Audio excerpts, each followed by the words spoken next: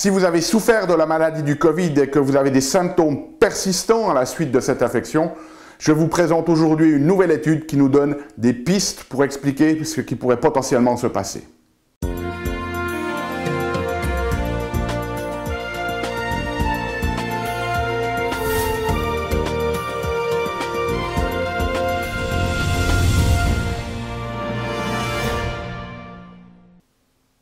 Parce que la vie est bien trop magique pour être petite et que nous avons tous besoin d'une prescription pour grandir en conscience et faire que nos rêves dévorent notre vie. Bonjour, je suis le Dr Yannick Pouli. Bienvenue à un nouvel épisode d'une grande vie où chaque semaine, je vous propose de découvrir des stratégies pratiques pour grandir en conscience, qu'elles soient d'ordre physique, émotionnel, psychologique ou spirituel, parce que c'est cette conscience qui est au cœur d'une vie pleinement vécue et de notre évolution en tant qu'être humain.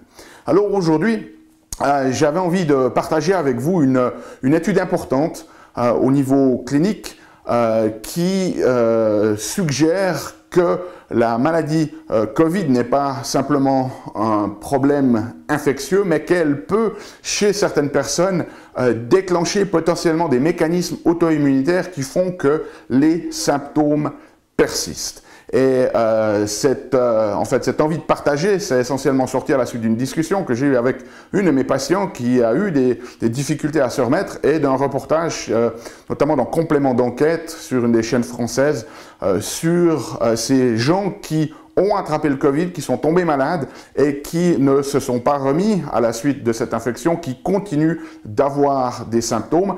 Et donc aujourd'hui, je vais vous proposer deux pistes de ce qui peut potentiellement se passer. Une sur la base de ce qui était ressorti dans ce complément d'enquête et l'autre sur la base d'une étude américaine qui est très importante et qui nous donne déjà des premières pistes. Donc la première des choses à considérer, si vous avez des symptômes persistants à la suite du Covid, notamment des symptômes respiratoires, des symptômes d'essoufflement et de fatigue, la première des choses, ça serait de vous faire contrôler par un pneumologue pour s'assurer que vos fonctions pulmonaires sont bonnes, c'est-à-dire notamment au niveau de vos capacités respiratoires au niveau volume, mais aussi dans les échanges gazeux au niveau pulmonaire. Et puis, si tout est en ordre à ce niveau-là, une des choses qu'il va falloir considérer, c'est le déconditionnement. Cette maladie Covid, elle a mis les gens au lit en général beaucoup plus long qu'une grippe saisonnière. Ça peut être 10 jours, 15 jours, 3 semaines même. Donc, une des choses à considérer, c'est vraiment ce déconditionnement physique et respiratoire qu'il va falloir rééduquer. Okay, ça, c'est la première piste. La deuxième, maintenant, qui nous intéresse aujourd'hui, c'est une étude publiée par deux chercheurs américains sur le lien entre le virus Covid et son potentiel déclenchement de problématiques auto-immunitaires. Vous allez voir, c'est absolument fascinant et cela nous donne des pistes et des espoirs pour ces personnes qui ont ces symptômes persistants. Alors, je vais devoir tout d'abord vous donner un contexte ici. Ça va être peut-être un petit peu technique, mais accrochez-vous, ça en vaut vraiment la peine. Donc, lorsqu'on parle d'immunité, il y a une notion qui est très importante que l'on appelle les réactions croisées. Okay? Et ça, j'ai besoin de vous l'expliquer pour comprendre les résultats de cette étude. Donc, si on prend ici un tissu du corps, et imaginez que ce tissu du corps, il a une certaine séquence de protéines que j'ai décrites ici par EF, CC, EF, CC. Okay? Et imaginons maintenant que nous sommes attaqués par un agent pathogène, ça peut être une bactérie, ça peut être un virus, et que cet agent pathogène, lui, il a une séquence ici qui est AB, CC, AB, CC. Alors, c'est juste pour l'illustration, il n'y a pas de pathogènes qui ont une séquence comme ça, c'est juste pour que vous compreniez le principe. Si ce pathogène est dangereux pour nous, eh bien notre système immunitaire, il va l'attaquer. Ce pathogène, on appelle ça en fait un antigène. Okay? Et le système immunitaire, ce qu'il va le faire, c'est qu'il va, aux différents moyens, il peut l'attaquer avec une réponse cellulaire et venir manger en fait ce pathogène, et puis ensuite cette cellule sera éliminée. Et une des choses que le système immunitaire va faire aussi, c'est de taguer, de mettre une marque, si vous voulez, sur cette pathogène pour qu'il soit attaqué par les autres cellules, ce que l'on appelle un anticorps ici. Okay? Un anticorps qui vient s'attacher. Et cet anticorps, en fait, ça va signaler aux cellules du système immunitaire qu'il faut attaquer ce pathogène. Maintenant, dans des réactions croisées, ce qui se passe, c'est que vous voyez que ce tissu du corps et ce pathogène, ils ont une partie de la séquence qui est exactement la même. La partie en rouge ici est éliminée par CCCC. Okay? Et donc, ce qui peut se passer dans certains cas, dans ces réactions croisées, ou ce qu'on appelle aussi de la molecular mimicry, une imitation moléculaire, eh bien, c'est que le système immunitaire ici, il reconnaît cette partie CCCC et il croit que c'est le pathogène alors que c'est un tissu et il l'attaque également avec des anticorps. Okay? Donc, cette réaction croisée, c'est en fait le système immunitaire qui attaque ses propres tissus parce que la structure du tissu ou une partie de la structure des protéines du tissu ressemble à une partie de la structure des protéines d'un agent pathogène. Alors ces réactions croisées, ça peut être avec des pathogènes, ça peut être avec aussi des aliments, mais c'est très important à comprendre. Donc ce que les chercheurs ont fait, eh bien ils ont pris des anticorps du virus Covid-19, hein. Des anticorps, ça peut s'acheter sur le marché des scientifiques, donc ils peuvent se procurer des anticorps qui vont se coller contre différentes parties du Covid et ils vont mettre dans des petits tubes de laboratoire comme ça, ils vont mettre en fait des antigènes, donc différents tissus du corps, et ils vont rajouter cet anticorps. Et donc, certaines fois, lorsque vous mettez un tissu et que vous rajoutez l'anticorps du Covid-19, ben absolument rien ne se passe. Parfois, cet anticorps, il s'attache au tissu, mais pas de manière très forte. Et on a un changement en fait de couleur dans le tube. Et puis certaines fois, eh bien, cette réaction entre l'antigène et l'anticorps se fait vraiment de manière significative et il y a un changement de couleur très marqué à l'intérieur du tube. Et ensuite, ce qu'ils vont faire, ces chercheurs, c'est qu'ils vont mesurer à l'aide d'appareils le degré, si vous voulez, de réaction, hein, le degré de coloration de ces tubes qu'ils vont ensuite mettre sur un graphique. Okay? Et donc ici, on en a deux parce que ces chercheurs ont testé deux parties du virus. Le premier, si vous avez très certainement tous vu à la télévision, hein, ce Covid, il est comme ça, et puis il a des petites protubérances hein, à l'extérieur ici, coronavirus, couronne. Et donc ces protéines à sa surface, on appelle ça des spikes. Donc, ils ont testé à la fois la réaction à des spikes, mais aussi la réaction à l'ARN, ce qu'on appelle une nucléoprotéine, à l'ARN à l'intérieur de ce virus. Et donc, voilà les résultats. Je vous les ai représentés ici, mais vous voyez ici en vert, eh bien, que ça, c'est le contrôle négatif. C'est-à-dire qu'ils ont mis un antigène et un anticorps ensemble et absolument rien ne se passe. Okay? Et ensuite, il y a le degré de positivité totale, c'est-à-dire lorsque l'on met un anticorps du Covid en présence du spike, eh bien, on a une très très forte réaction. Okay? Et ça, c'est la réaction qu'on s'attend à voir, puisque cet anticorps, il est spécifique à ce Covid. Et donc, maintenant, on a cette ligne rouge ici qui représente un résultat négatif, c'est-à-dire que tout ce qui est en dessous de cette ligne rouge, eh bien, ça veut dire qu'il n'y a pas de réactivité croisée. Et ici, à la fin, vous voyez qu'il y a l'ADN, par exemple. Eh bien, l'anticorps pour la protéine spike ne fait pas de réaction avec l'ADN à l'intérieur d'une cellule humaine et il ne réagit pas sur 45 autres antigènes qu'ils ont testés. Par contre, il y a un certain nombre d'antigènes où il y a eu des réactions croisées. Et vous voyez donc tout ce qui dépasse ici la ligne rouge, eh bien ce sont des tissus qui peuvent potentiellement avoir des réactions croisées avec les anticorps du Covid-19. Donc pour la protéine spike ici et pour la nucléoprotéine ici. Et donc qu'est-ce que ça veut dire? Eh bien ça veut dire qu'au travers de ces réactions croisées, c'est comme si le virus Covid entre dans notre système, le système immunitaire l'attaque, mais comme il a une structure très proche dans certaines parties d'autres tissus, eh bien tout d'un coup, le système immunitaire peut attaquer ces autres tissus et se transformer en une problématique auto-immunitaire. Alors, ça ne veut pas dire que si vous avez eu le Covid, que nécessairement votre système va réagir, tous les tissus représentés ici vont réagir, peut-être que c'en est un, peut-être que c'en est deux, ou peut-être pas. Mais si vous avez des symptômes persistants à la suite du Covid, il se peut bien que, en fait, ce sont ces mécanismes de réaction croisée qui ont déclenché une réaction auto-immunitaire à un ou plusieurs de vos tissus. Alors, dans cette étude, ils ont testé une cinquantaine d'antigènes humains, c'est-à-dire une cinquantaine de tissus différents au niveau humain, et vous voyez qu'un certain nombre ont réagi, et donc, explorons maintenant ensemble lesquels ont réagi ici. Alors, le premier tissu qui a réagi ici, vous voyez de manière assez significative, quasiment la moitié de la réaction maximale, qui est représentée par l'anticorps du Covid contre le Covid lui-même, donc c'est la réaction la plus forte que ce qu'on attend de se trouver, eh bien cette claudine, c'est la claudine 5 et la claudine 6, elle est réactive. Alors qu'est-ce qu'elle fait, cette claudine? Eh bien c'est une protéine que l'on trouve au sein de notre système nerveux. C'est un marqueur de neuropathologie ou de phénomènes neuro-inflammatoires. On l'a trouvé, elle a été mise en lien notamment dans la maladie d'Alzheimer.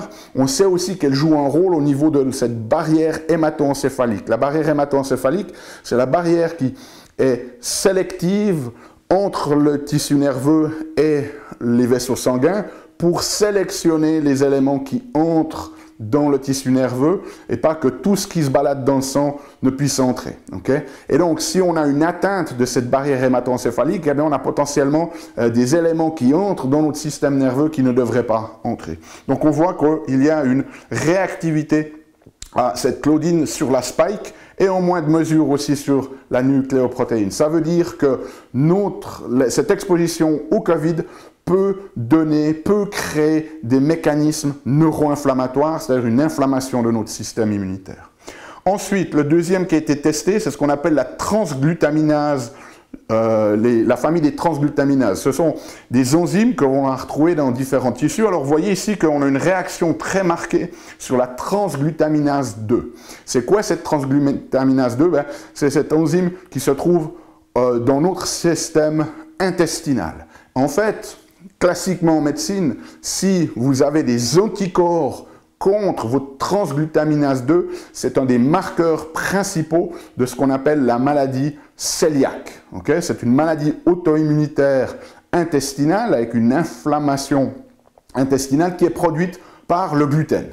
Donc ça veut dire que potentiellement, ce Covid peut activer cette transglutaminase et donner une maladie auto-immunitaire très similaire à la maladie cœliaque ou l'intolérance au gluten. Okay? On voit que c'est réactif, mais en moins de mesure ici dans la nucléoprotéine. Ensuite, on a la TG3. La TG3, c'est quoi? C'est la même chose que la transglutaminase 2, sauf qu'elle s'exprime principalement au niveau de notre peau. Donc, ça veut dire que ça peut créer des problématiques auto-immunitaires au niveau de la peau, et on sait aujourd'hui qu'il y a effectivement aussi des manifestations cutanées de cette maladie Covid-19. Ensuite, on a la TG6, et ça pour moi c'est extrêmement marquant en tant que spécialiste du cerveau. Cette TG6, c'est la même chose que la TG2 et la TG3, mais elle s'exprime au niveau neuronal. Et donc vous voyez que sur la nucléoprotéine, ici, on a une réaction très très marquée sur cette TG6.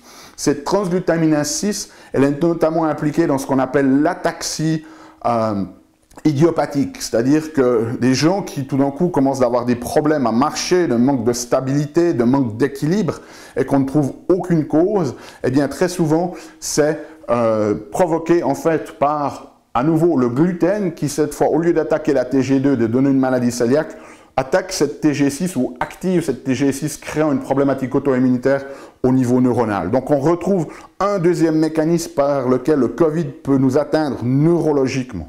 Okay. Ensuite, vous voyez ici sur les spikes, en moindre mesure sur la nucléoprotéine, une réaction croisée avec la TPO. Les TPO, c'est en fait un marqueur que l'on trouve sur notre glande thyroïde. Lorsque l'on a des anticorps contre les TPO, thyroperoxydase, eh bien, ce sont des marqueurs de la maladie d'Hashimoto. Donc, vous voyez que potentiellement, ce Covid peut attaquer aussi notre glande thyroïde, et créer une problématique immunitaire proche de la maladie d'Hashimoto, et donc tout son concert de symptômes comme la fatigue, un métabolisme qui devient ralenti, des problématiques de concentration, un raisonnement cérébral qui devient lent, etc. etc. Okay? Ensuite, on a une réactivité assez forte sur la myosine, en moindre mesure sur la nucléoprotéine. La myosine, c'est un des constituants des muscles. Donc, quand on voit chez les patients qui ont ces problématiques immunitaires contre la myosine, très souvent des douleurs musculaires persistantes. Okay? Ensuite, on a des réactivités aussi sur le collagène.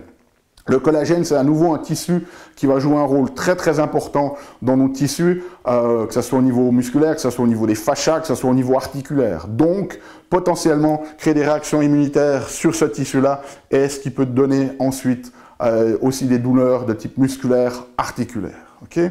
Réactivité croisée aussi sur la myéline basic protein. Cette myéline basic protein, si vous prenez un nerf, eh bien, ce nerf, il a une isolation autour, et cette myéline ici, elle peut être attaquée. Donc, dès le moment où vous avez des anticorps contre la myéline basic protein, ça va ralentir la transmission neuronale.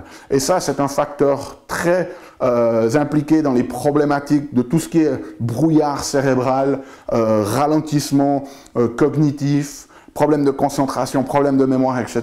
C'est des anticorps contre cette myéline basic protein. Ils ne sont pas spécifiques d'une maladie, mais ils ont été mis en évidence dans l'autisme, ils ont été mis en évidence dans la schizophrénie, ils ont été mis en évidence dans les traumatismes cérébraux, les syndromes post-commotionnels, on les trouve beaucoup cliniquement.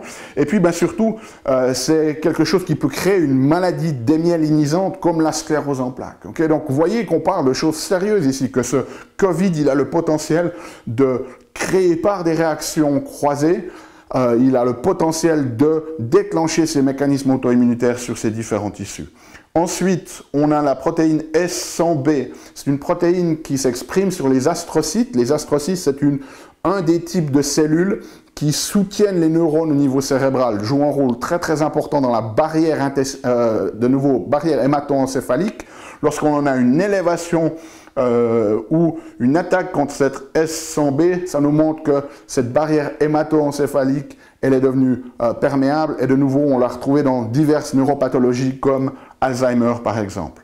Ensuite, vous voyez qu'on a aussi des réactions contre les antigènes nucléaires et les antigènes nucléaires extraits. Ça, ce sont des marqueurs, des anticorps que l'on trouve très souvent dans des maladies que l'on appelle les connectivites, comme le lupus érythémateux.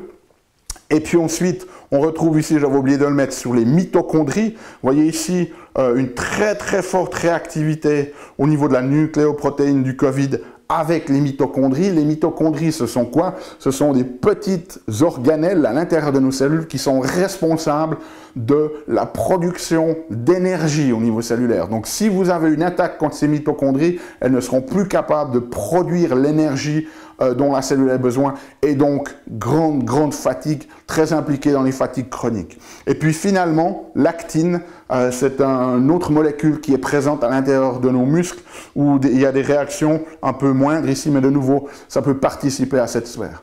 Donc si on résume, on voit que cette étude très très importante suggère que le Covid peut déclencher des mécanismes auto-immunitaires par réaction croisée avec des tissus au niveau neuronal, influencer ou affecter la fonction de la barrière hémato-encéphalique et créer de la neuroinflammation.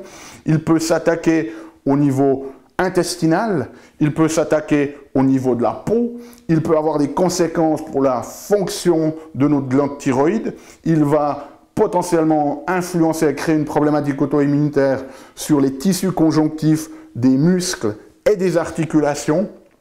Un autre phénomène neuronal sur une possible démyélinisation du système nerveux. Il peut attaquer l'ADN de nos cellules est provoqué des problématiques de type connectivite. Donc on voit que, et dernier mécanisme, les mitochondries est influencé de manière très néfaste cette production énergétique.